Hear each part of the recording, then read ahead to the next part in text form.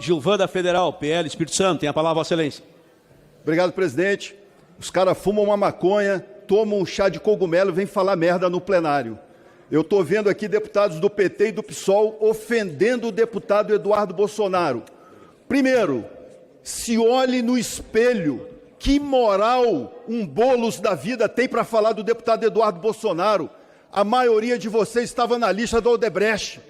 Lindinho, Amante, Montanha, vocês não têm moral alguma para falar do deputado Eduardo Bolsonaro. E eu lanço um desafio. Marquem em qualquer estado, não precisa ser em São Paulo. Andem ao lado do Eduardo Bolsonaro no meio de uma feira do comércio, que eu quero ver a recepção de vocês. Lave a boca de vocês com água sanitária, álcool e ácido, para parar de falar do presidente Bolsonaro e do Eduardo Bolsonaro. Vocês não têm moral alguma. Se a gente vivesse num país sério, a maioria de vocês iam estar presos, porque vocês nos acusam de golpe, um golpe louco, mas vocês já foram pegos com dinheiro na cueca, vocês já foram pegos com esquema bilionário de corrupção, mas são salvos por ministro do STF. Quero aqui abrir aspas e dizer que é uma honra receber aqui os deputados Gil Diniz, Lucas Bove. É um prazer receber vocês aqui, guerreiros patriotas, lá de São Paulo, falando em STF. É um absurdo a decisão do ministro Alexandre de Moraes de colocar o julgamento do presidente Bolsonaro na primeira instância. Primeiro, o descondenado, o ex-presidiário, o ladrão do Lula, quando estava sendo julgado por corrupção e lavagem de dinheiro, foi julgado, Alberto Fraga, na primeira instância. Então, quando você rouba, quando você comete crime de corrupção num país, você é julgado na primeira instância. Agora, uma falsa acusação de golpe, o ministro Alexandre de Moraes coloca na primeira turma do STF, onde o presidente Bolsonaro não era nem para ser julgado no STF, era para ir na primeira instância. Absurdo o que vem acontecendo no país. E essa esquerda está incomodada com o que o deputado Eduardo Bolsonaro vem fazendo, que aqui falaram que a extrema-direita é lacaio dos Estados Unidos. Porra, e vocês, cara? Vocês são amantes de Fidel Castro, de Stalin, de Mao Tse-tung, que mataram milhões. E da galera que gosta de roubar, né? Que gosta de andar com dinheiro na cueca, e está lá nesse desgoverno do PT. 16 de março, Copacabana, por liberdade e anistia já. E claro, fora ladrão, fora ex-presidiário. Deus, pátria, família e liberdade. E aguardem, Bolsonaro em 2026. Obrigado, meu amigo e presidente Pompeu de Matos. Presidente, Lula derrete em todo o Brasil. Quem diz isso não é o deputado Maurício Marcon. Quem diz isso são os números da pesquisa Quest divulgada hoje. Não só da Quest, nós já tivemos a Datafolha, o Paraná Pesquisa, ontem tivemos a CNT-MDA. Todos os números não deixam dúvidas. Lula virou um pária no Brasil. Quando a gente pega os números de reprovação do descondenado, nós temos na Bahia, ele é reprovado por mais da metade do povo. Pernambuco, 50% o detesta. Minas Gerais, 63%. Rio de Janeiro, 64% de reprovação. O nosso Rio Grande do Sul, presidente, 66% quer Lula fora. Paraná, 68%. São Paulo, 69%. E Goiás, 70%. Vejo muito petista subir à tribuna e não entender, parece umas moscas tontas que não entendem por que o Lula está sendo reprovado em todo o Brasil. Então, decidi, senhor presidente, fazer uma pequena lista de alguns dos motivos que levam o Lula a ser reprovado. Primeiro motivo, déficit recorde nas estatais. Segundo motivo, recorde nos repasses da Lei Rouanet, enquanto as pessoas contam as moedas para comprar ovo. Recorde incêndio da Amazônia. Recorde incêndio no Pantanal. Recorde morte em Yanomami. Recorde feminicídio. Recorde arrecadação de impostos. Recorde rombo fiscal. Recorde dívida pública. Recorde rombo da Previ. Recorde em número de viagens internacionais. Recorde em gastos de viagens internacionais.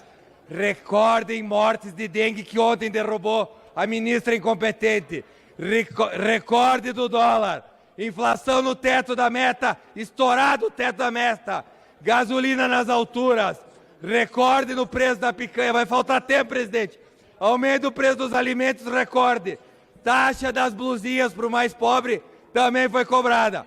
Tentativa de cobrar imposto sobre transação de Pix. Bom, eu não vou conseguir terminar tudo, presidente, mas se algum petista quiser a lista, eu posso passar para eles se nortearem do porquê que o presidente deles é odiado em todo o Brasil e vai levar uma sova nas eleições do ano que vem. Eu espero que Lula chegue com saúde para que ele perca de forma humilhante as eleições de 2026. E desafio qualquer petista a subir na tribuna e dar metade dos motivos que eu dei positivo do governo. Não tem e não haverá. Fora Lula.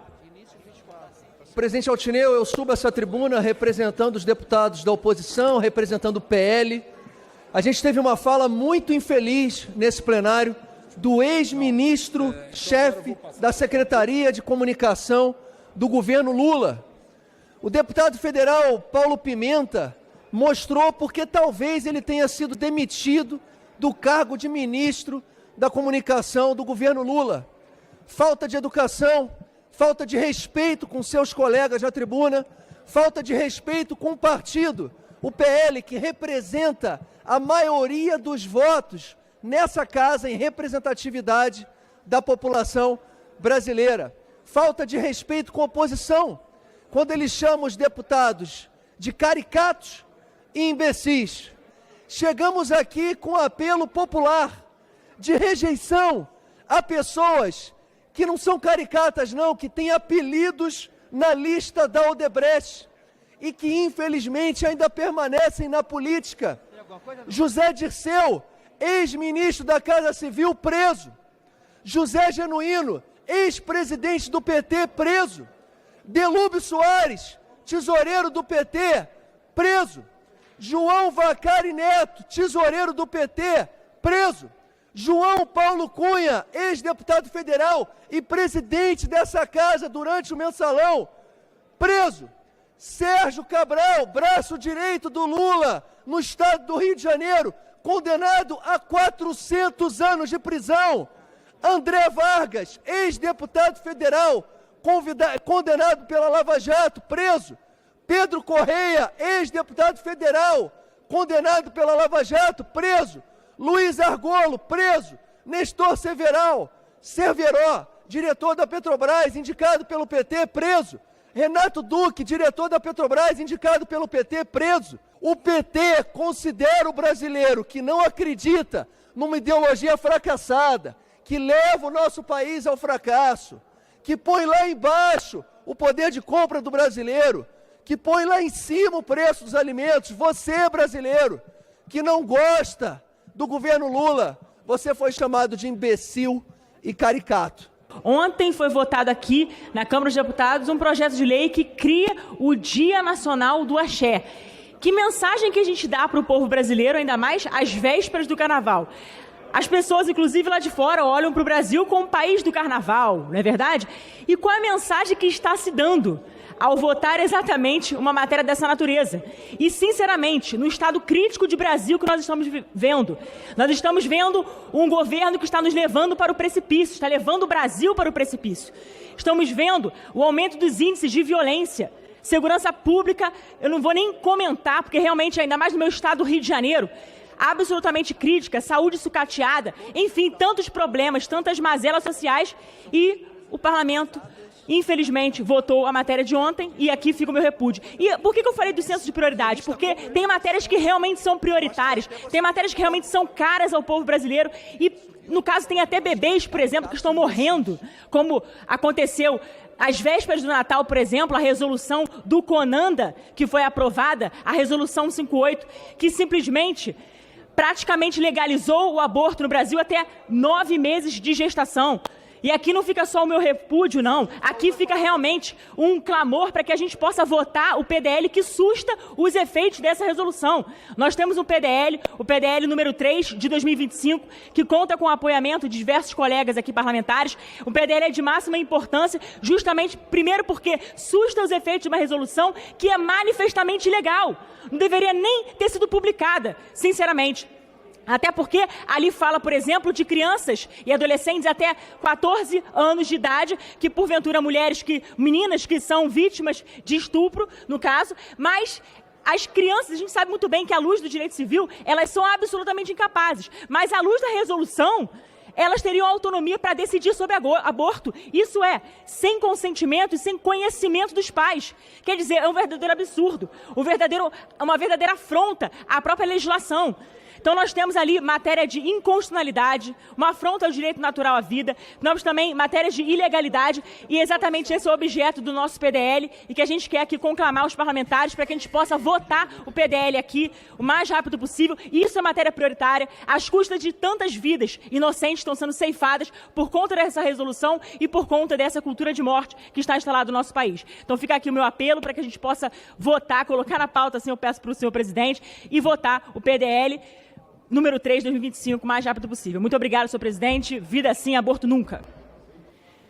Então eu gostaria de rememorar aqui um pouco a história para a gente compreender um pouco o presente. Quem não leu o livro do Revolução Impossível do Luiz Mir, eu aconselho ler, que vai explicar um pouco dessa gente que está no poder aí. No Brasil, durante o período do regime, havia, deputado Faul, várias organizações, entre elas de guerrilheiros, aí vai Palmares, MR8, VPR, por aí vai. Organizações que se contrapõem ao regime, e aí você há de se entender. Bom, então se tem uma ditadura, eles estão se contrapondo para instaurar a democracia. Não, não era.